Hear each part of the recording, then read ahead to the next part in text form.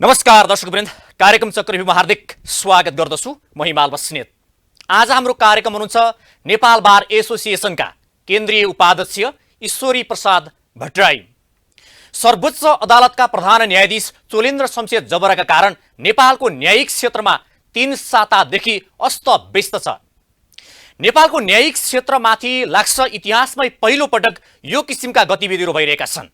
प्रधान न्यायाधीशले नै खुलेआम रूपमा भाग सेटिङ लिएको कार्यपालिका माथि र कार्यपालिकासँग मिलेर भन्ने कुरा बाहिर आएको छ र जसले गर्दा अहिले नेपाल बार एसोसिएसनले पनि देशव्यापी रूपमा आन्दोलन गर्ने घोषणा गरिएको छ र अहिले नेपाल बार एसोसिएसनले सर्वोच्च अदालतको परिसरभित्र आन्दोलन जारी राखेको छ।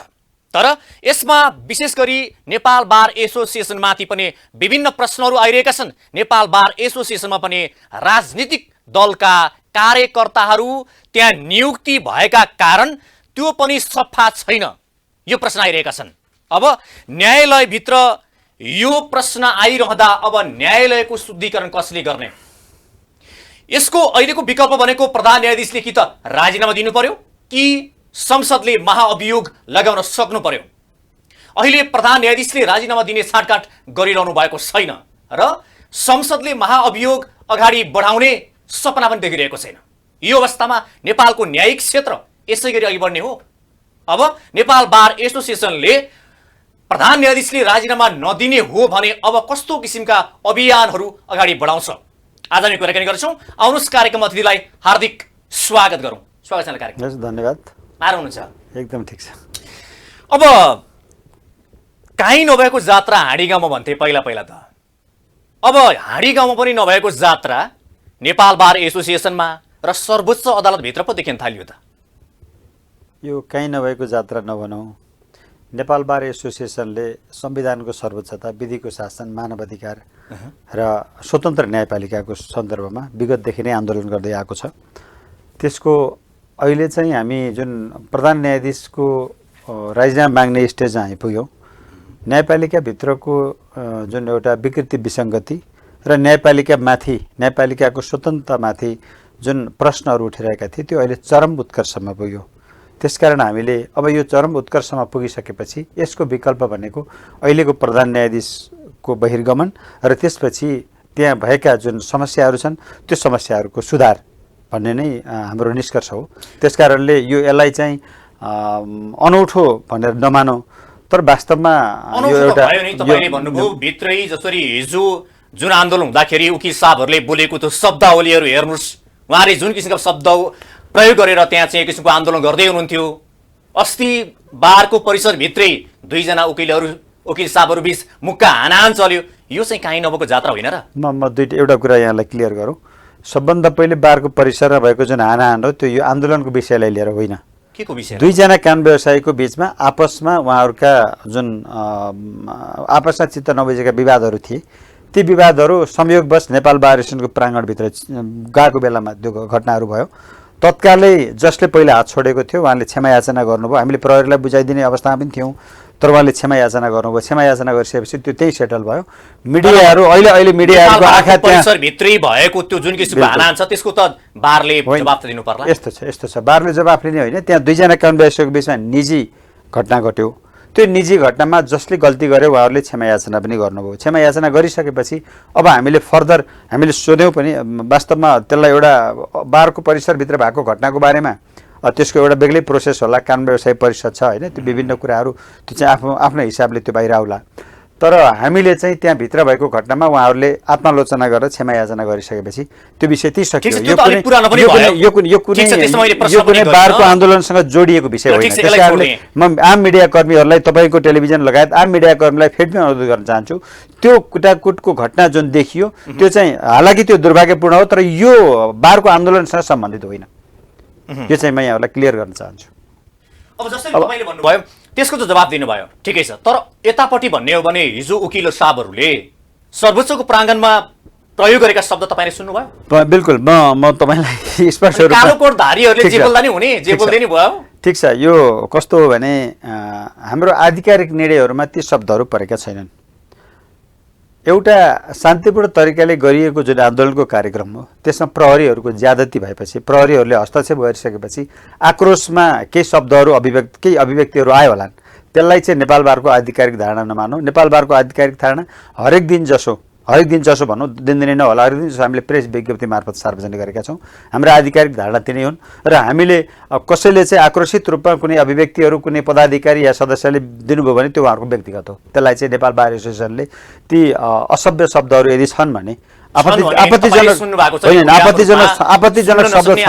शब्दहरू प्रयोग भएका छन्। नेपाल बार एसोसिएसनले आन्दोलन गरेको घोषणा गरेको हो, त्यही भित्र गएर त्यस्ता शब्द उच्चारण हुन्छन् अनि बारले जवाब दिनु पर्दैन। कतिपय शब्दहरू समयको परिस्थितिको उपज हो हैन। जसरी जुन खालको व्यवहार गरिन्छ त्यसबाट सभ्य रूपमा शालीन रूपमा हुने अभिव्यक्ति हो, त्यसमा चाहिँ केही परिवर्तन आउन सक्छ।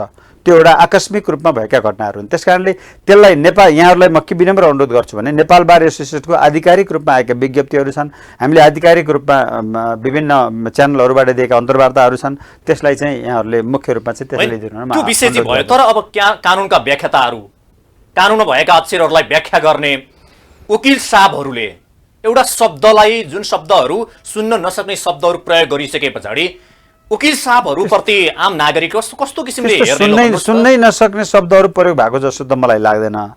शब्दको आफ्नै गठन हुन्छ हैन। कतिपय शब्दहरू झट्ट सुन्दा राम्रो सुनिँदैन, त्यसैलाई पनि डिप्लोमेटिक तरिकाले भन्यो भने त्यो राम्रो सुनिन्छ। त्यसकारणले त्यस्तो आम नागरिकले सुन्नै नमिल्ने असभ्य खालका शब्दहरू प्रयोग भएको भन्ने त मलाई लाग्दैन। तर पनि अब अभिव्यक्तिमा कहिलेकाहीँ आक्रोशयुक्त अभिव्यक्तिहरू हुन सक्छन्, त्यसलाई त्यसरी नै बुझ्दिनु। ठिक छ। अब मैले तपाईँलाई प्रश्न अर्को के गरेँ भने कतिपय वकिल साहबहरूले हिजो यो कार्यक्रममा आएर भन्नुभएको छ नेपाल बार एसोसिएसन भनेको सर्वोच्चका या न्यायालयभित्रको मुद्दाको सेटिङकर्ता हो, त्यहाँ सेटिङकर्ताहरू हुनुहुन्छ अनि त्यो सेटिङ मिलाउने भागबन्डा मिलाएर भागबन्डा लिनेहरूले आन्दोलन गरेको के तुक छ? म एउटा कुरा यहाँलाई भनौँ, बार एसोसिएसनले कहिले सेटिङ गर्दैन। बार एसोसिएसनले विधिको शासन, संविधानको सर्वोच्चता, स्वतन्त्र न्यायपालिका र मानव अधिकार, नेपाल बारका मूलभूत मोटो यिनै हुन्। बार एसोसिएसनको कुनै पदाधिकारी पनि त्यसलाई संलग्न भएको मलाई लाग्दैन। अब होल नेपाल बार एसोसिएसनको यो आन्दोलनमा त्यसलाई गलत तरिकाले सम्प्रेषण गर्न, यसलाई गलत तरिकाले बुझाउनको लागि कुनै एकाध व्यक्तिहरूले त्यस्ता शब्दहरू प्रयोग गर्छन् भने त्यो गलत हो। त्यो शब्दहरू चाहिँ होला यो लोकतन्त्र नेपाल बार एसोसिएसनको अगुवाईमा भएको भन्छु म। यो जनआन्दोलनले ल्याएको लोकतन्त्रको सुविधा उहाँहरूले पनि उपभोग गरिरहनु भएको छ। तर त्यो उहाँहरूको भनाइमा, उहाँहरूको आरोपमा कुनै सत्यता छैन, कुनै त्यसको चाहिँ अर्थ राख्दैन र त्यो नेपाली जनताले विश्वास गर्न सक्ने, पत्याउन सक्ने खालका शब्दहरू होइनन् त्यो। अब बार भनौँ या चाहिँ वकिल साहबहरूले के भनिरहनु भएको छ भने इजलास बस्नु हुँदैन, सेटिङबाट मुद्दाको फैसला गर्नुपर्छ, सेटिङको आधारमा भनेर चाहिँ उहाँहरूले भनिरहनु भएको छ। यो चाहिँ सुन्दा पनि हाँसो लाग्छ। हेर्नुहोस् हैन, हामीले सेटिङबाट मुद्दाको सुनवाई हुनुपर्छ भनेका पनि छैनौँ, बारको त्यो धारणा पनि होइन। बारले स्पष्ट रूपमा तपाईँलाई म अलिकति केही कुरा भन्न दिनुहोस्। हामीले नेपाल बार एसोसिएसनको अहिलेको कार्य समिति आजभन्दा 2.5 वर्ष अगाडि निर्वाचित भएर आएको हो। हामीले निर्वाचित भएर आएकै दिन करिब 3 दिनसम्म हामीले लगातार बैठक गऱ्यौँ र सम्माननीय प्रधान न्यायाधीशलाई हामीले विभिन्न 19 बुँदामा न्यायपालिकाभित्र सुधारको निम्ति हामीले 19 बुँदामा हामीले सुझावहरू दियौँ। तीमध्ये सबैभन्दा महत्त्वपूर्ण कुरा के थियो भन्दाखेरि, तपाईँले सेटिङको कुरा गर्दै हुनुहुन्छ, मैले त्यसैले क्लियर गर्नुपर्छ। सबभन्दा महत्त्वपूर्ण कुरा के हो भन्दाखेरि न्यायाधीश नियुक्तिको सन्दर्भमा जथाभावी नियुक्ति नगरौँ, रोस्टर बनाऊँ र विधिवत त्यो रोस्टरमा भएका नाम सार्वजनिक गरौँ, त्यो भित्रबाट न्याय परिषदले न्यायाधीश नियुक्ति गरोस्। एउटा महत्त्वपूर्ण कुरा। दोस्रो महत्त्वपूर्ण कुरा के थियो भने मुद्दाको सुनवाई गर्दा इजलास तोक्ने जुन पद्धति छ, त्यो इजलास तोक्ने पद्धति अटोमेटेड सिस्टमको आधारमा तोकियोस्। अर्थात् स्वचालित प्रणाली भन्छ त्यसलाई। को न्यायाधीशको नाउँमा को न्यायाधीशले कुन मुद्दा हेर्ने भन्ने कुरा चाहिँ तपाईँको प्रधान न्यायाधीशले आफैले बेन्च तोक्ने होइन, या उच्च अदालतहरूमा पनि कुनै मुख्य न्यायाधीशले तोक्ने होइन। त्यो सिस्टमबाट जसकोमा पर्छ उसले हेर्ने त्यो व्यवस्था गरौँ। त्यो गर्दाखेरि सेटिङ पनि कसैले गर्ने सेटिङ पनि त्यहाँ लागू हुँदैन र प्रधान न्यायाधीश या अरू कुनै मुद्दा तोक्ने न्यायाधीशहरूले पनि त्यसको जवाबदेही लिनु पर्दैन। होइन, तपाईँले त्यो त भन्नुभयो अलिकति विश्वास घट्दै गएर अहिले बार चाहिँ वार जस्तो भयो, वार युद्ध चलाउने रणभूमि जस्तो भयो, नाम पो फेर्नु पर्यो भन्दै मान्छेहरूले आवाज उठाउँछन्। बिल्कुल बार बिल्कुल होइन, बार जस्तो भएन। होइन, बार जस्तै छ। त्यो चाहिँ बार बारप्रतिको रेस्टुरेन्ट जनता जस्तो भयो भनेर होइन प्रश्न गर्दैछन् आज मान्छे। बार जस्तै छ। बारप्रति जनताको विश्वास घट्दो छैन, बढ्दो छ। यसमा म तपाईँलाई स्पष्ट गर्न चाहन्छु, नेपाल बार एसोसिएसनको चाहिँ जुन एउटा प्रतिष्ठा छ, नेपाल बार एसोसिएसनको जुन गरिमा छ, त्यो गरिमामा आँचाउने काम कुनै कुराहरू पनि भएको छैन। त्यसकारणले ती कुराहरू चाहिँ हामीले विश्वास गर्न सक्ने अवस्था छैन। त्यही जस्तो तपाईँहरूलाई नजिकबाट चिन्ने उकिल साहबहरूले क्या, तपाईँहरूलाई नजिकबाट चिन्ने बारका पदाधिकारीहरू, त्यहाँ भएको कमिटीलाई नजिकबाट चिन्ने उकिल साहबहरूले नै बारका पदाधिकारी भनेको पार्टीका कार्यकर्ताहरू नियुक्ति हुन्छन्, उनीहरूको काम भनेको मुद्दामा आफू पक्षीय फैसला गर्नको लागि सेटिङ मिलाउने मात्रै काम हो, अरू केही काम हुँदैन त्यहाँ भन्छन्। हेर्नुहोस् हिमालजी, यो कुनै पनि व्यक्ति राजनीतिक विचारधारा तल्लो स्तरको टिप्पणी कुनै हुन्छ होइन, कुनै पनि उकिल साहबहरूको टिप्पणी मेरो होइन, गलत। त्यो चाहिँ म तपाईँलाई भन्छु, कुनै पनि व्यक्ति राजनीतिक या वैचारिक रूपमा चाहिँ अनजान अथवा कुनै राजनीतिक विचारधारामा नलागेको कमै हुन्छ होइन। त्यो जसले त्यसको विरोध गर्छ उहाँ पनि कुनै राजनीतिक विचारधारामा लाग्नु भएको छ, त्यो कारणले विरोध गर्नुभएको। तर म के भन्न चाहन्छु भने, जुनसुकै राजनीतिक विचारधारा लिएको व्यक्ति भए पनि, जुनसुकै राजनीतिक दलको सदस्यता लिएको व्यक्ति भए पनि, नेपाल बार एसोसिएसनमा गएपछि उसको भूमिका भनेको विशुद्ध नेपाल बार एसोसिएसनको उद्देश्य, नेपाल बार एसोसिएसनको लक्ष्य र नेपाल बार एसोसिएसनको मोटो, त्यसलाई केन्द्रमा राखेर काम गर्नुपर्ने हुन्छ। त्यसकारण अहिले नेपाल बार एसोसिएसन र पार्टीको धारणा एउटै छ। तपाईँ हामीले आन्दोलन हेरिराख्नु भएको छ, तपाईँसँग बसेर मैले अन्तर्वार्ता दिइरहेको छु, मैले कुन पार्टीको धारणा बोलिरहेको छु भन्नुहोस् त। त्यसकारणले हामी नेपाल बार एसोसिएसनमा गइसकेपछि कुनै पनि पार्टीको धारणा बोक्दैनौँ। हामी त्यहाँ गइसकेपछि विशुद्ध हाम्रो चाहिँ के हो भने स्वतन्त्र न्यायपालिका, विधिको शासन, मानवाधिकार। तपाईँहरू फैसला के निर्णय गर्ने भनेर अलमल पनि हुनुहुन्थ्यो धेरै लामो समय चाहिँ। स्वाभाविक हो। त्यो यसरी पनि हेऱ्यो कि त्यो माथि पार्टीको आदेश आइरहेको छैन, आइसकेको छैन, पार्टीको आदेश आइसकेपछि मात्रै बारले आफ्नो डिसिजन गर्छ, अहिले गर्दैन। स्वाभाविक। यसरी पनि हेऱ्यो त्यो होइन, बिल्कुल होइन। तपाईँ हामीले विलम्ब गरेको स्वाभाविक हो। त्यो विलम्ब गर्नुको पछाडि धेरै कारणहरू छन्। यस्तो गम्भीर विषयमा हताशमा तत्कालै कुनै निर्णय लिइहाल्नु त्यस्तो गर्नु हुँदैन। त्यसकारणले हामीले विभिन्न हाम्रा सल्लाहकारहरू छन्, देशभरिका विभिन्न इकाइहरू छन् होइन, ती सबैको नेतृत्वमा रहेका साथीहरूसँग हामीले परामर्श गर्नुपर्ने हुन्छ। त्यति मात्रै नभएर सिभिल सोसाइटीका मान्छेहरूको चाहिँ एउटा बुझाइ के छ त्यसलाई पनि हामीले विचार गर्नुपर्ने हुन्छ। ती सबै कुराहरूलाई आन्तरिक रूपमा हामीले गृहकार्य गरिरहेका थियौँ, आन्तरिक रूपमा हामीले अन्तर्क्रिया गऱ्यौँ, आन्तरिक रूपमा सुझाव लियौँ। सुझाव लिइसकेपछि त्यो परिस्थिति जब म्याच्योर्ड भयो, जब अब यो विषय चाहिँ हामीले उठाउनुपर्छ, यो जरुरी विषय हो, न्यायपालिकाको स्वतन्त्रताको निम्ति, स्वतन्त्र न्यायपालिकाको रक्षाको निम्ति यो विषय हामीले उठाउनुपर्छ भन्ने भइसकेपछि हामी निष्कर्ष। ठिक छ। जस्तो बारमा चयन हुने पदाधिकारीहरू राजनीतिक भागवण्डाबाट आउने होइन, जोसुकै, मैले फेरि पनि तपाईँलाई दोहोऱ्याएर भन्न चाहन्छु, कुनै पनि व्यक्ति राजनीतिक विचारधाराबाट टाढा रहन सक्दैन। तर बार एसोसिएसनमा आइसकेपछि उसले त्यो पोलिटिक्सको खोल, पोलिटिक्सको टोपिक चाहिँ छोड्नुपर्छ। गरेर राजनीतिक पृष्ठभूमिबाट आउँछ, उसले बारमा आइसके पछाडि त्यो राजनीतिक पृष्ठभूमि आफ्नो त्यागेर त्यो राजनीतिक खोलभन्दा बाहिर रहेर काम गरेको छ। राजनीतिक पृष्ठभूमि मैले फेरि पनि तपाईँलाई दोहोऱ्याएर भन्न चाहन्छु, राजनीतिक पृष्ठभूमि नभएको मानिस नै हुँदैन, राजनीतिक पृष्ठभूमि नभएको। कुनै बारमा आइसके पछाडि पनि उसले राजनीतिक पृष्ठभूमि नछोडेको हुनाले यो प्रश्न हो। बारमा आइसकेपछि छोड्नुपर्छ, कसैले छोडेन भने त्यहाँ गलत होला। न्यायाधीश पनि कुनै पोलिटिकल ब्याकग्राउन्डको होला, ऊ न्यायाधीश भइसकेपछि विशुद्ध न्यायाधीश हो, कुनै पोलिटिकल पार्टीको कार्यकर्ता या नेता हुँदैन।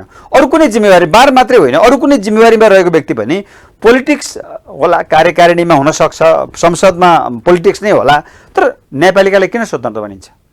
स्वतन्त्र कार्यपालिका भनिँदैन नि, स्वतन्त्र के अरे व्यवस्थापिका भनिँदैन, न्यायपालिकालाई स्वतन्त्र न्यायपालिका भनिन्छ नि। त्यस कारणले न्यायपालिकाको कुनै पनि, चाहे बार एसोसिएसन होस्, त्यो अभिन्न अङ्ग हो, न्यायपालिकाभित्रकै एउटा पार्ट हो, चाहे बार एसोसिएसन होस्, चाहे अदालत होस्, कोही पनि त्यहाँ रहने व्यक्तिहरू पोलिटिकल राजनीतिक विचारधाराको आधारमा कार्य सम्पादन गर्नु पनि हुँदैन, त्यसको आधारमा कसैप्रति कुनै व्यवहार गर्नु हुँदैन थियो। तर तपाईँले भन्दै जब म धेरै यसमा तपाईँलाई धेरै प्रश्न पनि गर्दिनँ। अब अहिले देखिएको सर्वोच्चभित्र देखिएको विवाद र यो विवाद आउनुको कारण पनि राजनीतिक भागवण्डाका आधारमा नियुक्ति भएका न्यायाधीशहरू केही कारणले आज यो स्थिति आयो, ताकि जुन राजनीतिक पार्टीबाट नियुक्ति भए त्यही ढङ्गबाट फैसला गरे, जसले गर्दा आज नेपालको न्यायिक क्षेत्र तहस नहस बनाउने काम पनि भयो। यो जोडिएको चाहिँ राजनीतिबाटै हो, तर राजनीतिबाट आए पनि राजनीति पृष्ठभूमि छोडेर राजनीतिक खोलबाट मुक्त भएर विशुद्ध न्यायाधीशको आँखाबाट हेर्न सकेनन्। जसले गर्दा यो स्थिति आयो भन्छन्। होइन, सबै मानिसहरू त्यहाँ भएका न्यायाधीशहरू पनि सबै गाईको दुध लिनु आएको चोखा छन् भन्ने हाम्रो भनाइ होइन। अहिले प्रधान न्यायाधीश जसले यसको नेतृत्व गरिरहेको छ मुख्य जिम्मेवार उहाँ हो भन्ने हाम्रो निष्कर्ष हो। त्योदेखि बाहेक अरू पनि न्यायाधीशहरूको बारेमा पनि प्रश्न नउठेका होइनन्। कतिपय कानुन व्यवसाय मित्रहरूले यो गएको जुन संसद पुनर्स्थापना सम्बन्धी फैसला हो त्यो फैसलाको जुन परमादेशको आदेश भएको छ, अर्थात् बहुदलीय संविधानलाई निर्दलीय ढङ्गले व्याख्या गरियो ती सबै न्यायाधीशहरू पनि यो सेटिङमा समावेश होलान्। अर्थात् चाहिँ के भन्दाखेरि अहिलेको जुन सरकारसँगको चाहिँ एउटा गठबन्धन होला, त्यो कारणले ती सबै दोषी हुन् भन्ने पनि कुराहरू आएको छ, नआएको होइन। तर न्यायपालिकाभित्रको जुन न्यायपालिकाको स्वतन्त्रता हो त्यसको रक्षा गर्ने मुख्य जिम्मेवारी भनेको प्रधान न्यायाधीशको हो। त्यसकारणले अरू तमाम न्यायाधीशहरूको बारेमा प्रश्न उठेका होलान्। सबै फेरि अदालतमा भएका सबै न्यायाधीशहरू त्यस्तै छन् भन्ने होइन। धेरै राम्रा न्यायाधीशहरू पनि हुनुहुन्छ। उहाँहरूले सम्पादन गरिरहेको जुन फैसलाहरू भनौँ न, अब यो संसार अरू मुलुकहरूमा पनि साउथ एसियामा एसियन कन्ट्रीहरूमा पनि यो राम्रो एउटा जजमेन्ट हो भनेर हेर्न सक्ने खालका कतिपय न्यायाधीशहरूका लेखाइहरू पनि छन्, हामीले त्यो देखेका छौँ। तर कतिपय कुराहरूमा चाहिँ हामीलाई चित्त नबुझ्नु स्वाभाविक हो, तर पनि फैसला भइसकेपछि मान्नुपर्छ। हाम्रो मुख्य चासो भनेको के हो भने एउटा या दुईटा मुद्दाको फैसला होइन कि समग्रमा न्यायपालिका यदि कार्यपालिकाको भनौँ न कार्यपालिकाले जस्तो कार्यपालिकाले गरेका हरेक तमाम कार्यहरूको विरुद्धमा त्यसलाई चाहिँ प्रोटेक्सन गर्ने, जनताको अधिकारको रक्षा गर्ने भनेको जिम्मेवारी लिएको स्वतन्त्र न्यायपालिका यदि कार्यपालिकाको पदहरू लिने अनि आफ्ना पदहरू चाहिँ कि आफ्ना मानिसहरूलाई कार्यपालिकामा भर्ना गर्ने त्यस्ता खालका कुराहरूमा इन्भल्भ भयो भने त्यहाँभन्दा ठुलो दुर्भाग्य स्वतन्त्र न्यायपालिकाको लागि अरू केही पनि हुन सक्दैन। त्यसकारणले समस्याहरू छन्, ती समस्याहरू सुधार हुनुपर्छ भन्ने नै हाम्रो माग हो। अब प्रधान न्यायाधीशको कुरा गर्दाखेरि अब यति बेला समग्र भनौँ न राजनीतिक दलहरू, तपाईँ बार एसोसिएसनका पदाधिकारीहरू, बारको सम्पूर्ण टिम नै, आम नागरिकहरू, वकिलहरू सबै विपक्षमा छन्।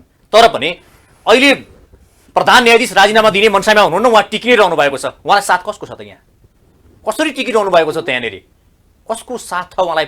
ब्याकफोर्स भन्छ नि होइन। अब अहिले हेर्दै जाँदाखेरि यो कतै पोलिटिकल पार्टीहरूकै समर्थनमा उहाँ टिकिरहनु भएको छ कि वैधानिक रूपले संवैधानिक रूपले महाअभियोग नलागुन्जेल अन्यथा हुँदैन। पोलिटिकल पार्टीहरू त्यो स्टेजमा आइसकेका छैनन् र उनीहरूले प्रोटेक्सनै गर्न खोजिरहेछन्। त्यस कारणले गर्दाखेरि मलाई लाग्यो के अरे यो बारले आन्दोलन गरेको आधारमा मात्रै केही हुँदैन भन्ने सामान्य प्रधानमा अहिले पनि सम्मानसाथ भन्छु म सामान्य प्रधान न्यायाधीशको त्यो धारणा होला। तर जहिले पनि नेपाल बार एसोसिएसनले कुनै पनि विषय त्यत्तिकै उठाउँदैन, उठाइसकेपछि नेपाल बार एसोसिएसन ब्याक हुँदैन। गणतन्त्रको आन्दोलनमा राजा ज्ञानेन्द्रले कु गर्दाखेरिको अवस्थामा पनि सबभन्दा पहिले सडकमा निस्किने नेपाल बार एसोसिएसन हो।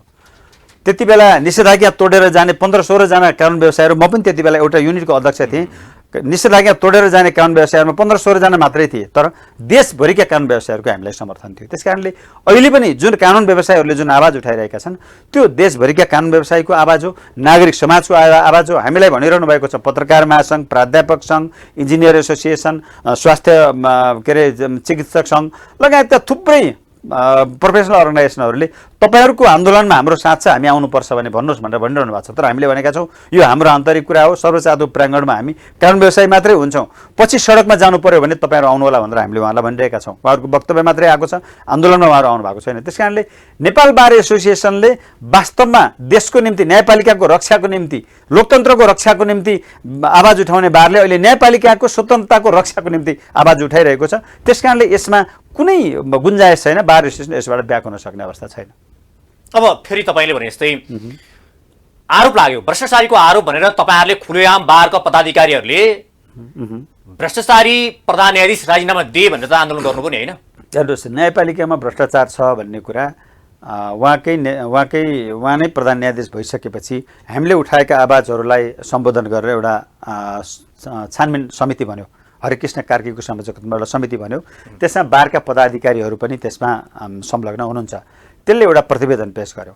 न्यायपालिकामा भ्रष्टाचार नभएको भए त्यो भ्रष्टाचार र विकृति विसङ्गतिहरूको सन्दर्भमा अध्ययन गरेर प्रतिवेदन पेश गर्ने भनेर किन समिति बन्यो? मैले यहाँ प्रश्न तपाईँले के गरेँ भने तपाईँले भन्नुभयो हरिकृष्ण कार्कीको प्रतिवेदनले भन्यो समग्र न्यायपालिकाभित्रको कुरा भयो त। त्यो मात्रै होइन, त्योभन्दा अगाडि प्रश्न गरेको चाहिँ कहाँनिर भन्नुहुन्छ भने भ्रष्ट प्रधान न्यायाधीश राजीनामा दिए भने पछाडि त प्रधान न्यायाधीशमाथि नै भ्रष्टाचारको आरोप लाग्यो नि त। भ्रष्टाचारी भनेपछि त्यसका आधार के छन् भन्नुहोस्? यो विकृति र विसङ्गति जुन अहिले न्यायपालिकामा छ यसको नेतृत्व उहाँले गर्नुभएको छ। उहाँलाई हामीले सहज ढङ्गले बहिर्गमन हुनुहोस् भनेर हामीले विनम्रतापूर्वक अनुरोध गऱ्यौँ।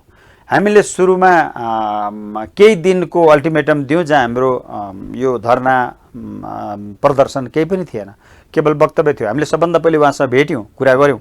तपाईँले सिलसिलेवार आजदेखि भोलि यो काम गर्ने, पर्सि यो काम गर्ने भनेर एउटा 15 दिनसम्मको एउटा हामीले एउटा खाका पनि बनाएका थियौँ।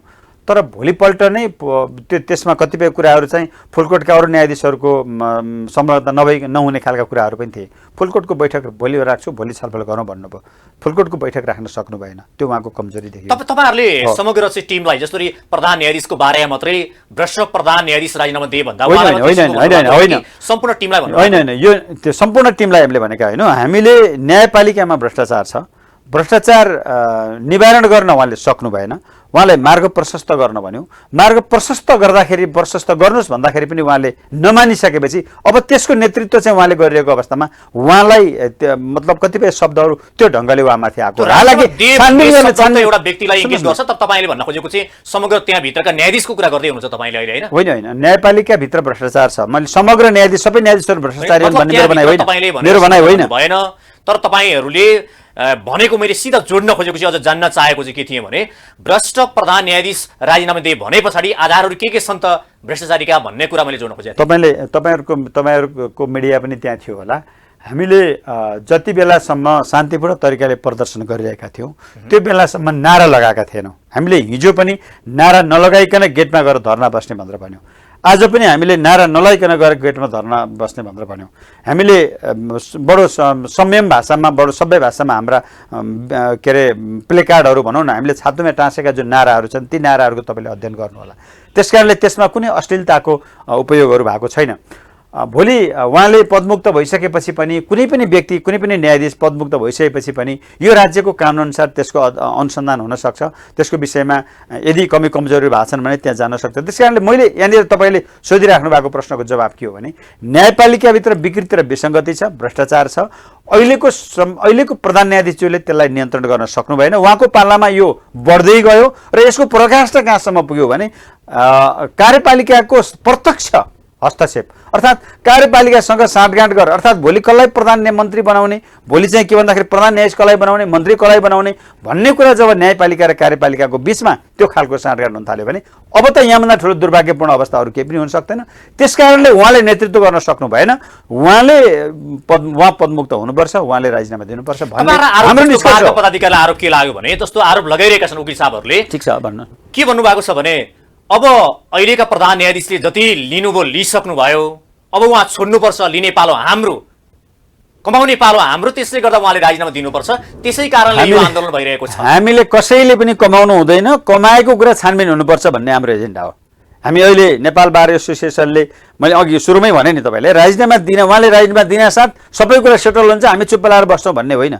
विकृति विसङ्गतिहरू चाहिँ उहाँको नेतृत्वमा त भयो, तर तमाम अरू समस्याहरू पनि छन्। त्यो भित्र हामी प्रवेश गर्छौँ। न्यायाधीशहरूले सम्पत्ति सार्वजनिक गर्नुपर्छ, न्यायाधीशहरूको सम्पत्ति के अरे छानबिन हुनुपर्छ, ती यावत प्रश्नहरू हामीले उठाएका छौँ। त्यसकारणले गर्दाखेरि यो विकृति र विसङ्गति र भ्रष्टाचार न्यायपालिकाभित्र रहेको हाम्रो निष्कर्षको आधारमा हामीले र त्यसलाई चाहिँ अब विभिन्न हिसाबले हाम्रा कुराहरू सम्बोधन नहुँदाखेरि जब प्रधान न्यायाधीशले, सामान्य प्रधान न्यायाधीशले थाल्नुभयो, तर तपाईँले भने अनुसार या हर्की कृष्ण कार्कीको प्रतिवेदन अनुसार त न्यायालयभित्र अहिले मात्रै होइन, धेरै अगाडिदेखि भ्रष्टाचार थियो, सेटिङको आधारमा त्यहाँका मुद्दाहरू फैसला हुन्थे भन्ने कुरा आइरहँदा बारका पदाधिकारीहरू अहिले यति बेला बोल्ने हो कि त्यति बेला चाहिँ किन नबोलेको प्रश्न रह्यो नि त यहाँ तपाईँहरूलाई? ठुलो गम्भीर प्रश्न। तपाईँहरू पनि कि त्यहाँ लेनदेनमा सहभागी हुनुभएको थियो र बोल्नु भएन कि? होइन हिमालजी, हामीले त्यो समिति गठनको पछाडि पनि नेपाल बार एसोसिएसनकै योगदान छ। नेपाल बार एसोसिएसनले त्यो विषयमा छानबिन हुनुपर्छ, अध्ययन हुनुपर्छ। त्यहाँभित्र भ्रष्टाचार छ, विकृति विसङ्गति छ भनेर त हामीले नै आवाज उठाएका हो नि। त्यसैको सम्बोधन गर्नको निम्ति त्यो समिति बनेको हो। त्यो समितिले अध्ययन गर्ने प्रतिवेदन जो त्यहाँ सेटिङ मिलाउँछ उसले बोल्नुको के होइन, सेटिङको यहाँ कुनै कुरै छैन। कसले सेटिङ मिलाउँछ? सेटिङको यहाँ प्रश्न छैन। पदाधिकारीहरूले भित्र सेटिङ मिलाउँछ मैले यो गलत हो, यो गलत हो, यो गलत हो। सेटिङ भन्ने कुरा बारले बेन्च तोक्छ, बारले इजलास तोक्छ, न्यायाधीश बारले तोक्ने हो। को न्यायाधीशको होइन गलत, को न्यायाधीशको बेन्चमा मुद्दा यदि कसैले इन्डिभिजुअल्ली गरेको छ भने त्यो उसले त्यसको दोष उसले लिनुपर्छ। व्यक्तिगत रूपमा कुनै कानुन व्यवसायीहरू प्रधान न्यायाधीशसँग सेटिङको कुराहरू गर्छ भने त्यसको दोष उसले लिनुपर्छ। मुख्य जिम्मेवार फेरि पनि प्रधान न्यायाधीश हो, किनभने त्यो जिम्मेवारी त प्रधान न्यायाधीशको हो नि।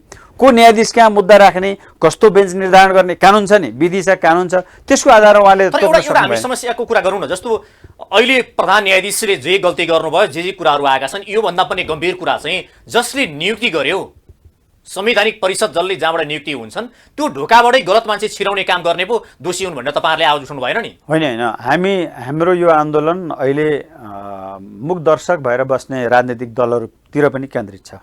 हामीले यो आवाज उठाएका छौँ पछिल्लो समयमा। जब हामीले न्यायपालिकाभित्रको यो समस्या उजागर गर्दै पनि कानमा तेल हालेर जुन राजनीतिक पार्टीहरू बसे, त्यसकारणले हाम्रो आन्दोलन त्यतातिर पनि सोझिएको छ।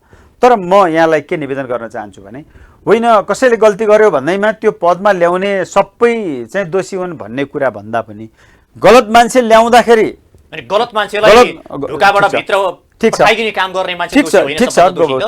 त्यो मान्छे गलत हो भन्ने कुरा अगाडि नै थाहा हुन्छ भने त्यति बेला पनि विरोध हुन सक्छ।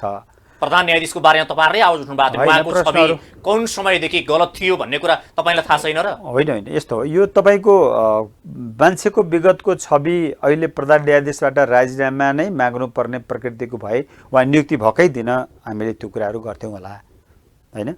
तर त्यो पदमा गइसकेपछि उहाँले खेलेको भूमिकाले र जुन 2.5 वर्षको करिब झन्डै 3 वर्ष उहाँको चाहिँ कार्यकाल सर्वोच्चसम्म आउनुभयो, त्यहाँ उहाँलाई प्रश्न गर्नुपर्ने काहीँ होइन। विवाद आउन साथ, प्रश्न उठ्न साथ मान्छे पद छोडेर हिँड्नुपर्ने भन्ने चाहिँ होइन। तर त्यसको एउटा चरम एउटा हद हुन्छ, त्यो हद नागिसकेपछि मात्रै त्यो प्रश्न उठ्छ। त्यसकारणले कुनै पनि पदमा गएको मान्छे सुध्रियोस्, त्यसको बारेमा अरू कुनै वैधानिक ढङ्गले छानबिन होस्, होइन, अरू कुनै हिसाबले चाहिँ त्यसको करेक्सन होस्, त्यो स्वाभाविक रूपमा हामीले चाहन्छौँ। त्यहाँ जान बित्तिकै मान्छे चाहिँ सबै मान्छेका सबै क्रियाकलापहरू सबै मान्छेले समर्थन गर्छन्। हामी यो सिस्टम निक्ल्यौँ, प्रधान न्यायाधीश चोलेन्द्र शमशेर जबरा जसरी न्यायाधीश बन्नुभयो या चाहिँ प्रधान न्यायाधीश बन्नुभयो, अहिले गरेको गल्तीभन्दा अगाडि जे कुराहरू भयो उहाँ चाहिँ त्यहाँ आउन लायक पात्र हो? होइन, म तपाईँलाई के भनौँ भने विगतमा चाहिँ उहाँले गरेका सबै कुराहरू राम्रा छन् भन्ने पक्षमा पनि म छैन। विगत अहिले चाहिँ अब कहिलेकाहीँ मान्छेको के हुन्छ भने अहिलेको अवस्थामा उहाँले चाहिँ चाहेको भए, उहाँ साँच्चै आफूले यो जुडिसियरीलाई सुधार्न चाहेको भए उहाँको हातमा सबै कुराहरू थियो क्या? विगतमा सबै उहाँको हातमा थिएन होला, उहाँको कन्ट्रोलमा थिएन होला। एकाध मुद्दाहरू फैसला हुँदाखेरि तलमाथि अहिले पनि अरू न्यायाधीशहरूबाट पनि भएका होलान्, होइन? त्यसले समग्र जुडिसियरीलाई बिगार्दैन। सबै कुरा चाहिँ के भन्दाखेरि 100% राम्रो भयो भनेर भन्ने अवस्था संसारमा हामीले कहीँ पनि पाउँदैनौँ। तर जसले लिडरसिप लिएको छ त्यसले नै यो चाहिँ यसको सुधार गर्नेतर्फ चाहिँ इनिसिएसन लिन सकेन र त्यसले नेतृत्व गर्न सकेन भने स्वाभाविक रूपमा त्यो जिम्मेवार हुन्छ। त्यसकारणले हरेक समयमा उठ्ने प्रश्नहरू एकै खालका हुँदैनन् क्या? पदै छोड्नुपर्ने सम्मका प्रश्नहरू चाहिँ विगत उठेनन् होला, त अहिले त्यो प्रश्न उठ्यो। अलिकति हामी कुराकानी गरौँ राजनीतिक दलहरूका। जसरी न्यायालयभित्रको अहिलेको सल्किएको आगो राजनीतिक दलहरूको कारणले या चाहिँ भागभण्डामा मन्त्री परिषदमा भाग लिएको भन्ने विषयबाट यहाँसम्म आइपुग्यो र राजनीतिक दलहरू यति बेला चाहिँ मुख दर्शक जस्तो बनेर रमिते किन भइरहेका छन् त? त्यो गलत हो। उहाँहरूले न्यायपालिकालाई के छ स्वार्थ भन्नुहोस् न, यसमा स्वार्थ उहाँहरूले न्यायपालिकालाई आफ्नो स्वार्थ अनुकूल चलाउन चाहनुहुन्छ। उहाँहरूले आफूले गरेका हरेक निर्णयहरू न्यायपालिकाले अनुमोदन गरिदियोस् भन्ने चाहनुहुन्छ। उहाँहरूले गरेका कामहरू जुन चाहिँ भनौँ न विधिको शासन विपरीत उहाँहरूले गरेका कार्यहरूलाई पनि न्यायपालिकाले अनुमोदन गरिदियोस् भन्ने चाहनुहुन्छ। त्यसकारणले गर्दाखेरि यो क्रियाहरू भइरहेछ। तपाईँले अघि भन्नुभयो हामी राजनीतिक दलहरूको यदि कार्यकर्ता भएर यहाँ भर्ती भएको भए या राजनीतिक भनौँ जुन ढङ्गले हाम्रो आस्था अनुसार काम गरेको भए हामी आन्दोलनमा जाने नै थिएनौँ, तपाईँको प्रश्न थियो। यतापट्टि अहिले हेर्दाखेरि नि राजनीतिक दलहरू यति बेला जुन न्यायालयभित्र भएको यो सारा कुरा हेरेर मात्रै बसिरहेको देखिन्छ। जुनसुकै पार्टीको कुरा गरौँ, सरकारको कुरा गरौँ, त्यसो हो भने अब यी राजनीतिक दलहरूको त्यत्रो ठुलो स्वार्थ प्रधान न्यायाधीशलाई बसाउनै पर्ने के छ त्यस्तो? म तपाईँलाई विगत पनि कोट्याएर भनौँ, कुनै पनि कुरा राजनीतिक दलहरू चुप लागेर मुख दर्शक भएर बस्दाखेरिको अवस्थामा पनि नेपाल बार एसोसिएसनले आवाज उठाएको छ। नेपाल बार एसोसिएसनको आवाजलाई सुरुमा उहाँहरूले नसुने पनि अन्तत्वगत नेपाल बारको आवाजबाट उहाँहरू त्यसबाट चाहिँ के भन्दाखेरि बाहिर जान सक्ने अवस्था हुँदैन। यदि सामान्य प्रधान न्यायाधीशज्यूले हाम्रो माग बमोजिम राजीनामा दिनुभएन, अझै यो कुरा लम्बिएर गयो भने राजनीतिक दलहरू बाध्य हुनेछन् कि हामीले हाम्रो आन्दोलनको कारणले गर्दाखेरि उहाँहरू नेताहरू त्यो ठाउँमा आउन बाध्य हुनुहुन्छ। त्यसकारणले जनताले हेरिरहेका छन् बाहिरबाट, भोलि निर्वाचनमा जानुपर्छ गर्न तयार हुनुहुन्छ जस्तो भनौँ न। एउटा विकल्प भनेको कि चाहिँ राजीनामा दिनु पर्यो प्रधान न्यायाधीशले, होइन भने चाहिँ महाभियोग लगाउनु पर्यो संसदले महाभियोग लगाउन तयार नहुने हो भने तपाईँहरू दलहरूप्रति पनि आन्दोलन गर्न तयार हुनुहुन्छ? महाअभियोग किन नगर्ने?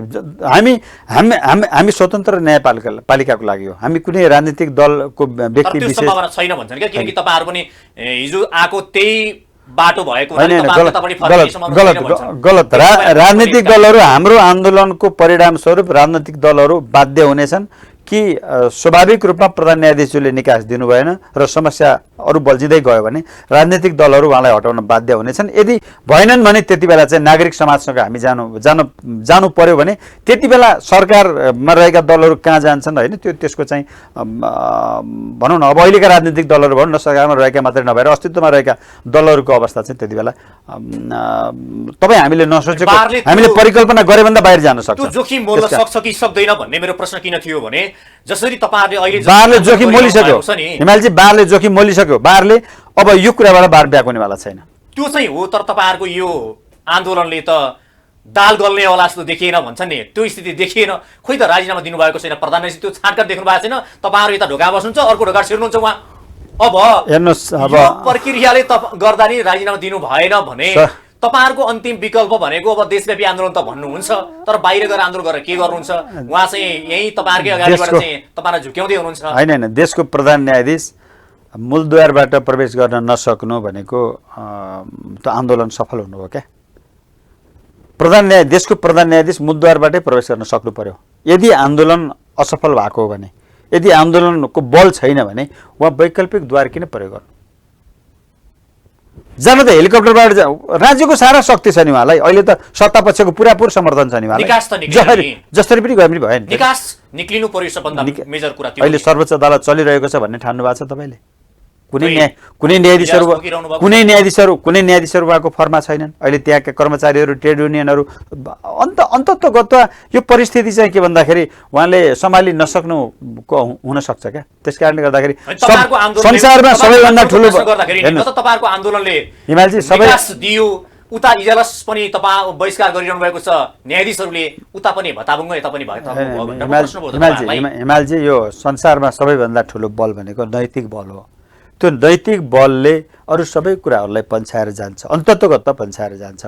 त्यसकारणले मैले अहिले पनि भन्छु, म अहिले यो तपाईँको मिडिया मार्फत प्रधान न्यायाधीशज्यूको बारेमा थुप्रै प्रश्नहरू उठे। उहाँले जुडिसियरीको नेतृत्व गर्न सक्नु भएन, उहाँको पालामा न्यायपालिकाको स्वतन्त्रताको संरक्षण हुन सकेन। यति धेरै प्रश्न उठिसकेपछि मलाई लाग्छ अहिले पनि उहाँको चाहिँ सहज बहिर्गमन हुन्छ। केही समय उहाँले विचार गर्दै हुनुहोला, उहाँले सहज बहिर्गमन हुन्छ, उहाँले छोड्नुहुन्छ। त्यसपछि हामीले उठाएका विषयवस्तुहरू हामीले छोड्दैनौँ र अहिले जसले नेतृत्व लिन्छ, पछि न्यायालयको नेतृत्व जसले लिन्छ उसको अगाडि पनि ती विषयहरू रहन्छ र न्यायपालिका सुधारको चाहिँ एउटा स्टेप चाहिँ के भन्दाखेरि अगाडि बढ्छ। त्यसकारणले भन्नुभयो, उहाँले भन्नुभएको छ सम्मानजनक बहिर्गमन, त उहाँले भन्नुभएको छ नि त सम्मानजनक बहिर्गमन भनेको त आफ्नो कार्यकाल छँदै दिने त पक्कै होइन होला। आफ्नो कार्यकाल पुरा भइसके पछाडि सम्मानजनक ढङ्गबाट जाने उहाँको मनसाय त्यतापट्टि छ। त्यसो हुँदाखेरि तपाईँहरूको आन्दोलनले त जस्तो छ। उहाँले अब के बुझ्नुपर्छ भने नि, सम्मानजनक बहिर्गमन भनेको कसैको विरुद्धमा प्रश्न उठ्यो, उसलाई म दोषी छैन, म निर्दोष छु भन्ने कुरा लागेको छ भने पनि मेरो विरुद्धमा यति धेरै प्रश्न उठ्यो, म एउटा स्वतन्त्र न्यायपालिकाको प्रमुख हुँ, मेरो विरुद्धमा यति धेरै प्रश्न उठिसकेपछि मैले छोड्नुपर्छ भन्ने त्यो उहाँको मनमा पलायो भने वास्तवमा उहाँको एउटा इतिहासमा नैतिकताको आधारमा राजीनामा दिनेको नाम पनि सुनौलो अक्षरले लेखिन पनि सक्छ। हेर्नुहोस्, अझै समय छ, अझै मौका छ। हामी हालाकि प्रहरीको हस्तक्षेपको बावजुद केही आक्रोशपूर्ण अभिव्यक्तिहरू सर्वोच्च अदालतको प्राङ्गणमा आए पनि हामी अहिले पनि भद्रतापूर्वक भनिरहेका छौँ उहाँको बहिर्गमन सहज होस्, उहाँले आफूमाथि उठेका प्रश्नहरूको जिम्मेवारी लिएर मैले चाहिँ मार्ग प्रशस्त गर्छु भन्ने त्यो निष्कर्षमा उहाँ पुग्नुहोस् भन्ने नै हाम्रो नेपाल बार एसोसिएसनको एउटा भनौँ न एउटा चाहिँ भद्रतापूर्वक एउटा शालीन हाम्रो माग हो र अभिव्यक्ति हो। त्यस कारणले गर्दाखेरि यसलाई उहाँले सुन्नुपर्छ र सुन्न बाध्य हुनुहुन्छ भन्ने कुरामा म अहिले पनि विश्वस्त छु। अब यतापट्टि मैले राजनीतिक दलहरू सम्बन्धी नै प्रश्न तपाईँलाई गरिरहेको थिएँ। दलहरूले जसरी महाअभियोग प्रस्ताव अगाडि बढाउने छाँटकाटमा त सरकार पनि यति बेला देखिँदैन, एमाले साथ दिँदैन भनेर सरकार सत्तापक्षीय दलहरूले भनिरहेकै छन्। सत्तापक्ष त भागभण्डामा सामेल भइसक्यो, त्यसको प्रश्नै रहेन। यसो हेर्दाखेरि नि एउटा विकल्प कुरा गरौँ न, तपाईँहरू जसरी अघि बढ्दै हुनुहुन्छ, तपाईँहरूको आन्दोलनले पार लगाएन भने अन्तिम विकल्प भनेको त महाअभियोग नै हो। त्यसो हो भने महाअभियोग लगाउन दलहरू तयार भएनन् भने तपाईँहरूको सवालमा प्रश्न रहन्छ, तपाईँहरू फेरि हिजो तपाईँहरू जुन बाटोबाट आउनुभयो तपाईँ त्यतै खनिन तयार हुनुहुन्छ कि हुनुहुन्न? तपाईँहरू त प्रति एउटा चाहिँ त्यो म यहाँलाई एउटा कुरा खुट्टा टेक्न सक्नुहुन्छ ठिक छ, गम्भीर प्रश्न यहाँ छ। एकदम धन्यवाद, तपाईँले यो प्रश्न सान्दर्भिक प्रश्न सोध्नुभयो।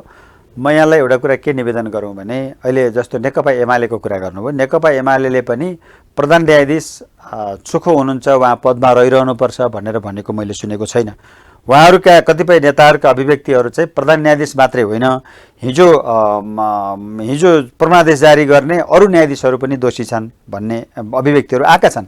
त्यसको मतलब प्रधान न्यायाधीश चाहिँ पवित्र हुनुहुन्छ, उहाँलाई हामीले जोगाउन खोजिरहेका छौँ भन्ने उहाँहरूको अभिव्यक्तिको अर्थ लाग्छ भन्ने चाहिँ मलाई लाग्दैन। अब सत्तापक्षको कुरा जहाँसम्म तपाईँले गर्नुभयो कि प्रधान न्यायाधीशलाई आफ्नो बसमा लिनलाई मन्त्री नियुक्ति गरिदिने अनि हिजो गरेका क्रियाकलापहरू आज भोलि गर्ने क्रियाकलापहरूमा न्यायालयको सधैँ साथ रहिरहोस् भनेर जुन चाहिँ त्यो खालको चाहिँ भित्रभित्र साँठगाँठ गर्ने ती कुराहरूले पनि प्रधान न्यायाधीशको रक्षा गरिरहेको छ, सुरक्षा गरिरहेको छ भन्ने चाहिँ मलाई लाग्दैन। क्षणिक रूपमा चाहिँ गरेको होला, तर कालान्तरमा उहाँहरू बाध्य हुनुहुन्छ। तपाईँ नेपाली काङ्ग्रेसभित्र पनि हेर्नुहोस् न, अहिले ती दलहरूको एउटा रामचन्द्र पौडेलको एउटा चाहिँ के अरे बनाएको छ, उहाँहरूको भित्र सबै समस्याहरू समाधान गर्ने एउटा समिति बनाएको छ। रामचन्द्र पौडेल त ठाउँ ठाउँमा बोलिरहनु भएको छ, प्रधान न्यायाधीशको राजीनामा नै अहिलेको चाहिँ के भन्दाखेरि निकास हो भनेर। त्यस कारणले पोलिटिकल पार्टीहरू बिस्तारै हाम्रो मागमा आउन बाध्य हुन्छन् क्या। व्यक्ति बोलेर मात्रै समाधान हुने अवस्था छैन। अहिले सरकारसँग पनि बहुमत छैन, एमाले साथ नदिए हुँदैन। तपाईँले भन्नुभयो नि, एमालेको कुरा गर्नुभयो, नेकपा एमाले पनि अहिले भागभण्डा खोजेको चाहिँ प्रधान न्यायाधीशले हो अनि भनिरहेको छ नेकपा एमाले इजारासँग बस्ने, हिजो हाम्रो सरकारलाई अपदस्थ बनाउने अरू अन्य 4 जनाले पनि त राजीनामा दिनु पर्यो भनिरहेको छ। यो हिसाबले त एमाले होइन महाअभियोग लगाउन तयार होला होइन। प्रतिपक्षको कुरा पोलिटिकल पार्टीहरू त्यति बेलासम्म आफ्नो राजनीतिक कुरा बोल्छन् जति बेला आफ्नो कुराहरू चाहिँ लागू हुन्छ, कार्यान्वयन हुन्छ, आफ्नो कुराको चाहिँ सार्थकता हुन्छ। जब त्यस्तो बेला आउँछ जुन बेला कुनै कार्य चाहिँ गरेन भने जनताले घोक्रे ठ्याक लगाउनु पर्ने अवस्था पनि आउन सक्छ। त्यसकारणले अन्ततोगत पोलिटिकल पार्टीहरू त जनता समक्ष जाने हो, जनताले अब्जर्भेसन गर्ने हो। त्यसकारण म यहाँलाई के निवेदन गरौँ भने नेपाल बारले उठाएको विषयलाई उहाँहरूले अहिले गम्भीरतापूर्वक लिइरहनु भएको छैन, जब यसले एउटा उत्कर्षमा पुग्छ र प्रधान न्यायाधीश पनि यसबाट अलग हुने खालको चाहिँ यदि त्यो खालको सहज बहिर्गमनको बाटो रोज्नु भएन भने राजनीतिक दलहरू बाध्य हुनेछन्। जनआन्दोलनको बेलामा पहिले नेपाल बार एसोसिएसनले नेतृत्व गरे हो, लोकतन्त्रको निम्ति नेपाल बार एसोसिएसनले नेतृत्व गरे हो। नेपाल बार एसोसिएसन अगाडि बढेको 45 दिन पछाडि पोलिटिकल पार्टीहरू पछि लागेको घटनाहरू हामीसँग छन्। त्यसकारणले गर्दाखेरि यो कुनै यो अहिले दलहरू लागेनन् भन्ने कारणले हामी हतोत्साहित हुने त्यो अवस्था चाहिँ छैन। हामी यसमा दृढ छौँ, दृढ प्रतिबद्ध छौँ। दलहरूले जस्तो प्रश्न धारणा पनि प्रत्येक पार्टीहरूको आएको छैन, जस्तो दलहरूले किन आफ्नो धारणा सार्वजनिक गर्दैनन् प्रधान न्यायाधीशको बारेमा, यो पनि प्रश्न छ। दलहरू स्पष्ट नबोल्नुको कारण के हो? यसमा चाहिँ दलहरूले पनि हिजो प्रधान न्यायाधीश हुँदाखेरि सबैसँग सेटिङ भएको थियो भन्ने हो? होइन, म यो सेटिङ सबै ठाउँमा प्रयोग नगरौँ होइन। आज त तर जहिले पनि भन्ने प्रश्न छ, सत्तामा रहेका दलहरूले जहिले पनि आफ्नो कुराहरू लागू होस्, आफ्नो कुरामा न्यायपालिका बाधक नबनोस्, न्यायाधीशहरू बाधक नबनुन् भन्ने चाहन्छ। तर त्यो कुराबाट जोगाउने, न्यायपालिकालाई जोगाउने, स्वतन्त्र राख्ने प्रमुख जिम्मेवारी भनेको सर्वोच्च अदालत स्वयंको न्यायपालिकाको प्रमुख हो। त्यसमा बार एसोसिएसन त जहिले पनि यसको वाचडगको रूपमा नेपाल बार एसोसिएसन रहन्छ नै। त्यसकारणले गर्दाखेरि दलहरूको भूमिका राजनीति के अरे न्यायपालिकालाई प्रभावित गर्ने, न्यायपालिकामा हस्तक्षेप गर्ने, आफू अनुकूलको बनाउने भन्ने कुरा सधैँ उनीहरूले गर्छन्। तर त्यसबाट जोगाउने जिम्मेवारी चाहिँ फेरि पनि न्यायपालिकाको हो। अब अन्तिममा चाहिँ यति एउटा चरम उसमा चाहिँ पुगिसकेपछि र जनताहरू नै त्यसको विरुद्धमा उठिसकेपछि राजनीतिक दलहरू पनि बाध्य हुन्छन् र उनीहरूको चाहिँ त्यो बाध्यता शक्ति सन्तुलन भनेको त्यही न हो नि। शक्ति सन्तुलन एकले जस्तो भनौँ न, अहिले हिजो कार्यपालिकामा जुन सङ्कट आयो या चाहिँ सङ्कट आउँदाखेरि हिजो संसद भनौँ न या चाहिँ व्यवस्थापिकामाथि सङ्कट आउँदाखेरि न्यायपालिकाले जोगायो। फेरि आज न्यायपालिकामाथि सङ्कट आउँदाखेरि जोगाउने त कार्यपालिका कि व्यवस्थापिका हो? अनि जे भए पनि न्यायपालिका स्वतन्त्र हुनुपर्छ, न्यायपालिकाले निष्पक्ष ढङ्गले विवादको समाधान गर्नुपर्छ। अझै तपाईँलाई भन्नुपर्दाखेरि कार्यपालिका भनेको चिल हो रे, न्यायपालिका भनेको चाहिँ कुखुराको भनौँ न पोथी हो रे, जसले आफ्ना चल्लाहरूलाई चिलबाट बचाउनको निम्ति आफ्नो पखेटा फिजाएर उसले छोपेर राख्छ, होइन?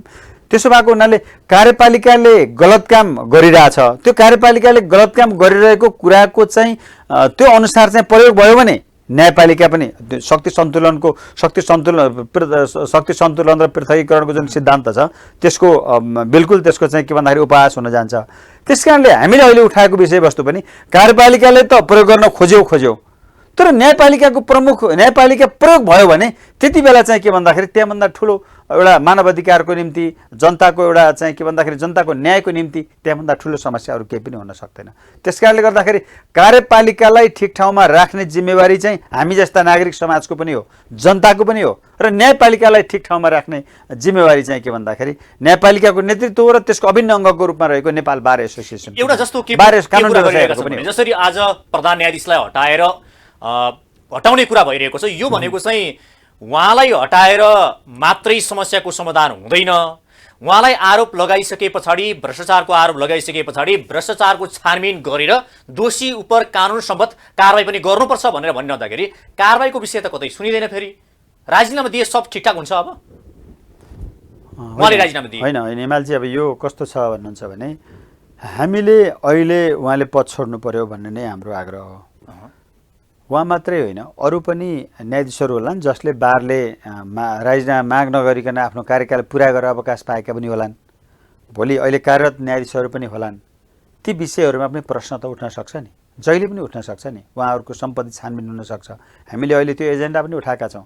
न्यायाधीशले सम्पत्ति सार्वजनिक गर्नुपर्ने, न्यायाधीशको सम्पत्तिहरू छानबिन हुनुपर्ने, ती प्रश्नहरू पनि उठाएका छौँ हामीले। न्यायपालिकाको शुद्धताको निम्ति, न्यायपालिकाको स्वतन्त्रताको निम्ति, न्यायपालिकाको निष्पक्षताको निम्ति, जनताको न्यायपालिकाप्रतिको जनआस्थाको निम्ति पनि यी कुराहरू अब गर्नुपर्ने अवस्था आइसकेको छ। त्यसकारणले गर्दाखेरि यो चाहिँ हामीले मार्ग प्रशस्त गर्न भन्यौँ, पद छोड्न भन्यौँ, तर उहाँले गलत गरेका कुराहरू छन् भने त्यसको छानबिन हुनुपर्छ भन्ने पनि हाम्रो माग हो। त्यसकारणले त्यो काम बार एसोसिएसनले गर्दैन, छानबिन गर्ने नेपाल बारले भनेर चाहिँ होइन कि काल पल्क्यो भन्ने प्रश्न रह्यो यहाँ। होइन, त्यो स्वाभाविक हो, काल पल्किनु दिनु पनि हुँदैन र चाहिँ तपाईँको मान्छेलाई भनौँ न अकालमा मर्न दिनु पनि हुँदैन।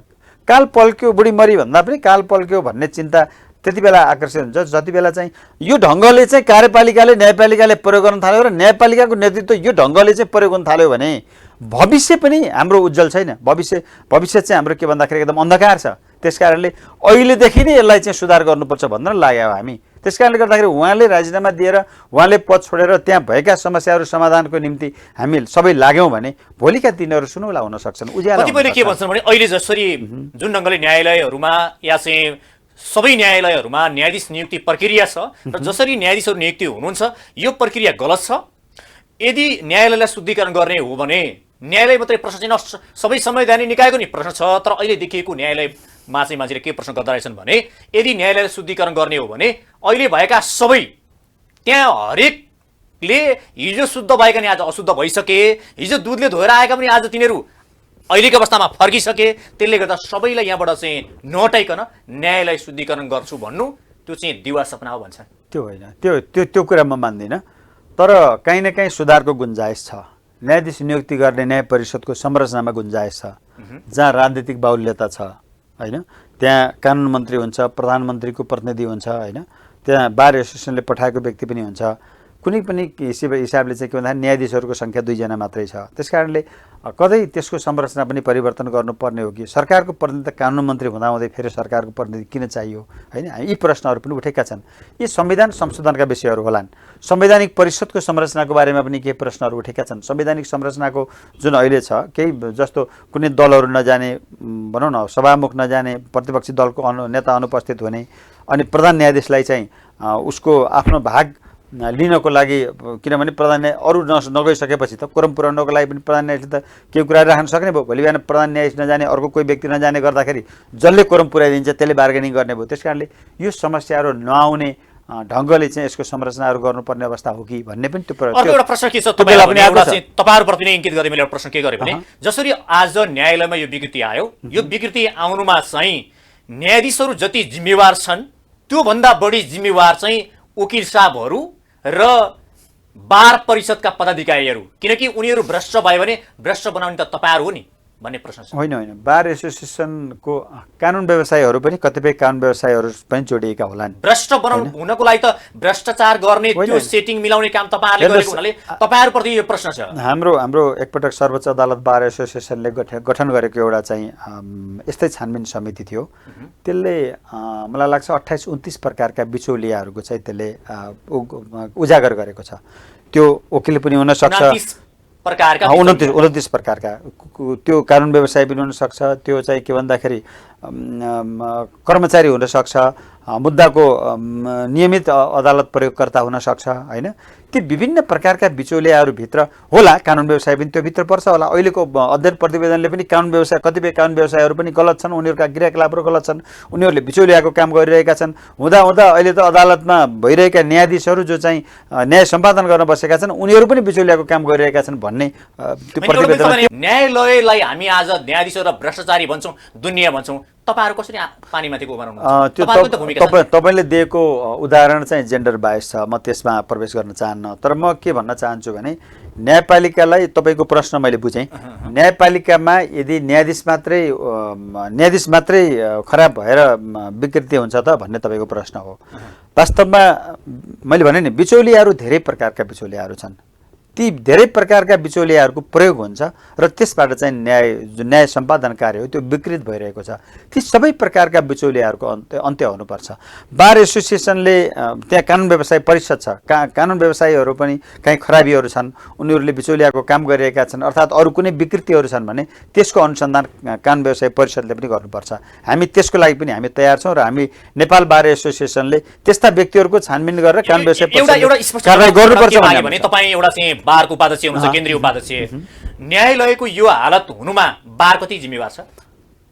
म बारलाई जिम्मेवार छ भन्दिनँ, काहीँ न कमजोरी होला, बार एसोसिएसनको कमजोरी होला। त्यो कमजोरी काहीँ भएको छ भने हामीले त्यसलाई स्वीकार गर्नुपर्छ। तर जस्तो मैले भने नि न्यायपालिकाको कुनै एकजना न्यायाधीश खराब भयो भन्दैमा समग्र न्यायपालिका खत्तम भयो भन्ने होइन। त्यस्तै बार एसोसिएसनभित्र कुनै 1-2 जना कानुन व्यवसायीहरूले गलत काम गरे भन्ने बित्तिकै त्यसको सबै दोष बार एसोसिएसनलाई दिनु हुँदैन। समग्रमा भन्यो भने बारको कमजोरी मैले कहाँनिर स्वीकार गर्छु भने कतिपय उठाउनु पर्ने विषयहरू सशक्त ढङ्गले उठाउन सकेन होला। कतिपय समयमा तपाईँले अघिले भने जस्तो पोलिटिकल्ली पदाधिकारीहरू कुनै पदाधिकारीहरू बायस भएको कारणले गर्दा कतिपय इस्युहरू ठिक ढङ्गले उठ्न सकेनन् होला। ती समस्याहरू होलान्, त्यो भनेको कमजोरी हो। तर बार एसोसिएसन आफैमा चाहिँ के भन्दाखेरि यो के अरे भ्रष्टाचार संस्थागत रूपमा भन्ने हो भने बार एसोसिएसन जुडिसियरीको सुधारको निम्ति न्यायपालिकाको स्वतन्त्रता र सक्षमताको लागि बार एसोसिएसनले काम गर्ने हो। समग्र रूपमा संस्थालाई दोष दिन मिल्दैन, कमजोरी हुन सक्छन्, त्यसलाई हामीले पनि स्वीकार गर्नुपर्छ। तपाईँले भने जस्तै त्यहाँ बारभित्र चाहिँ कता सेटिङ मिलाएको भागभण्डामा यो किसिमले चाहिँ मुद्दा बिल्कुल होइन हिमालजी। बारले कहिले भने त्यो तपाईँहरूले कतै तपाईँले सुन्नु भएको छ कि छैन? यतापट्टि सेटिङ गरेको, यता मिलाइयो उता मिलाइयो भने तपाईँको कानमा कहिलेकाहीँ गुन्जाइस त्यस्ता ती शब्दहरू आइपुग्ला? होइन, तपाईँ त्यहीँभित्र बसेर कहिलेकाहीँ तपाईँ त नहुनु होला, तपाईँप्रति प्रश्न होइन, त्यहाँभित्र भएका पदाधिकारीप्रति मेरो प्रश्न हो। होइन, ठिक छ। म एउटा कुरा तपाईँलाई के यो तपाईँले पनि केही कुरा सुनेर भन्नुभयो होला। कहिलेकाहीँ समन्वय समितिमा छलफल हुँदाखेरिको अवस्थामा मुद्दा कुन इजलासमा राख्ने, के गर्ने भन्ने सेटिङको कुरा होइन। यो विषय चाहिँ यसरी निपटारा हुनुपर्छ भन्ने खालको सुझावहरू गयो होलान्। त्यो सुझावहरू बारको धारणा होइन भनेर हामीले पनि भनेका छौँ होइन। ती फरक कुराहरू व्यक्तिगत रूपमा कसैले आफ्नो ओपिनियन दियो होला, संस्थागत रूपमा मुद्दा कानुन बमोजिम नियम हामीले उठाएको एजेन्डा हो नि। अटोमेटेड सिस्टम लागू हुनुपर्छ, त्यो लागू हुनुभन्दा अगाडि गोला प्रथाद्वारा न्यायाधीश तोकिनुपर्छ भनेको सेटिङको कुरा हो र? नेपाल बारको आधिकारिक धारणा त त्यही हो नि। हामीले त्यही कुरा कार्यान्वयन होस् भनेर लागिरहेछौँ नि। त्यस कारणले संस्थागत रूपमा बारले त्यो सबै कुराको जिम्मेवारी लिन सक्दैन। तर बारबाट कमजोरी भएका छैनन् भनेर चाहिँ म भन्न सक्दिनँ। हामीबाट पनि कमजोरी भएका होलान्। त्यस कारणले ती कमजोरीहरू छन् भने हामी सच्याउन तयार छौँ। अब अन्तिम प्रश्न तपाईँलाई के छ भने अब न्यायालयभित्र जुन अहिलेको अवस्था छ, यो पार लगाउनुको लागि तपाईँहरूले आन्दोलन गरिरहनु भएको छ। तर तपाईँहरूको आन्दोलनले यदि पार लागेन भने तपाईँहरू आन्दोलन गरिरहने, यतापट्टि दलहरू पनि महाभियोग लगाउन तयार नहुने, यो अवस्थाबाट अब न्यायालय या प्रधान न्यायाधीशको विषयमा कसरी उन्मुक्ति होला, यसबाट कसरी पार लाग्ला त, पार लाग्ला भन्ने प्रश्न। पार लाग्छ हिमालजी। मैले तपाईँको लोकप्रिय टेलिभिजन मार्फत म भन्न चाहन्छु, यो समस्याले चाँडै निकास पाउँछ, समस्याको समाधान हुन्छ। हामी त्यत्तिकै होमिएका छैनौँ के। नेपाल बार एसोसिएसनले विगतमा पनि विकृति र विसङ्गतिको विरोध त गरेको थियो नि, तर प्रधान न्यायाधीशको राजीनामा माग्नुपर्ने अवस्था आएको थिएन विगतमा। अहिले त चरम उत्कर्षमा पुग्यो र अब यसले चाहिँ एउटा यो यो यो चाहिँ यही ढङ्गले चाहिँ यसको निकास हुनुपर्छ भनेर हामीले यो विषय उठाइसकेपछि यसले निकास पाउँछ। केही समय लाग्ला, धैर्य गरौँ, केही समय लाग्ला। हामीले सेवाग्राही अदालतका सेवाग्राहीहरूसँग पनि क्षमा याचना गरेका छौँ होइन। हालाकि हामीले अदालत बन्द गर्ने, इजलासै नचलाउने भनेर बारले भनेको त होइन, किनकि प्रधान न्यायाधीशले आफैले आफ्नो भनौँ न आफ्नो अदालतमा रहेका न्यायाधीशहरूको विश्वास जित्न सक्नु भएन। अस्ति प्रहरी हस्तक्षेप विरुद्धमा हामीले एक दिन चाहिँ पुरै अदालत बहस गर्दैनौँ भनेर पनि भनेका छौँ। तर अहिले हाम्रो चाहिँ के भन्दाखेरि प्रधान न्यायाधीशले राजीनामा दिनुपर्छ, मुद्दाको पेशी तोक्ने काम अब प्रधान न्यायाधीशले गर्नु हुँदैन।